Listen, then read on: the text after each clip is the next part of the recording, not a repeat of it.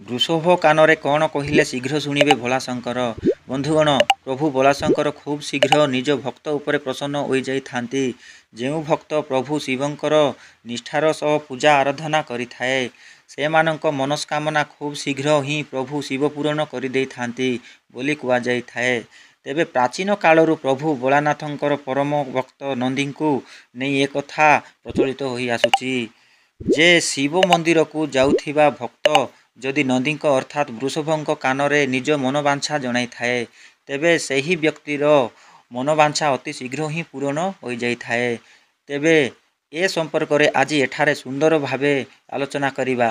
ଭଗବାନ ମହାଦେବଙ୍କର ଅନ୍ୟ ଏକ ନାମ ହେଉଛି ଆଶୁତୋଷ। କାରଣ ପ୍ରଭୁ ଆଶୁତୋଷ ଖୁବ୍ ଶୀଘ୍ର ହିଁ ନିଜ ଭକ୍ତ ଉପରେ ପ୍ରସନ୍ନ ତଥା ସନ୍ତୁଷ୍ଟ ହୋଇଯାଇଥାନ୍ତି।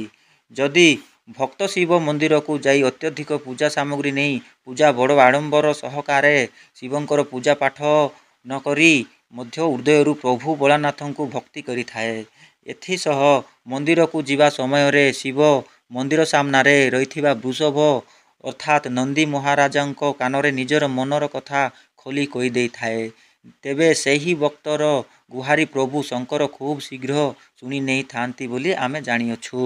ତେବେ ଯଦି ପୁରୁଷ ଲୋକ ନିଜର ମନବାଞ୍ଛା ବୃଷଭଙ୍କ କାନରେ କହିବାକୁ ଚାହୁଁଥାନ୍ତି, ତେବେ ସେ ନନ୍ଦୀ ମହାରାଜାଙ୍କ ଦକ୍ଷିଣ ଅର୍ଥାତ୍ ଡାହାଣ କାନ ପଟେ କହିବା ବେଳେ ମହିଳାମାନେ ବାମ ପଟ କାନରେ କହିବା ଦ୍ୱାରା ସେମାନଙ୍କର ମନବାଞ୍ଛା ପ୍ରଭୁ ଶଙ୍କର ଖୁବ୍ ଶୀଘ୍ର ପୂରଣ କରିଦେଇଥାନ୍ତି।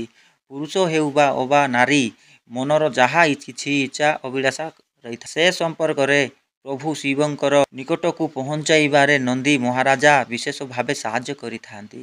ନନ୍ଦୀ ହେଉଛନ୍ତି ପ୍ରଭୁ ଶିବଙ୍କର ପରମ ଭକ୍ତ, ତେବେ ବୃଷଭ ହେଉଛନ୍ତି ସ୍ୱୟଂ ଭଗବାନ ଶିବଙ୍କ ବୋଲି ଶାସ୍ତ୍ରରେ ବର୍ଣ୍ଣିତ ରହିଛି। ପ୍ରଭୁ ଶିବଙ୍କର ଥରେ ନନ୍ଦୀ ମହାରାଜାଙ୍କ ଉପରେ ପ୍ରସନ୍ନ ହୋଇ ତାଙ୍କୁ ଏପରି ବର ପ୍ରଦାନ କରିଥିଲେ ଯେ ଯେଉଁ ଭକ୍ତ ନିଷ୍ଠା ସହକାରେ ତୁମ କାନରେ ତାଙ୍କର ଗୁହାରି ଜଣାଇଥାଏ, ସେହି ଭକ୍ତର ମନବାଞ୍ଛା ମୁଁ ଖୁବ୍ ଶୀଘ୍ର ହିଁ ପୂରଣ କରିବି।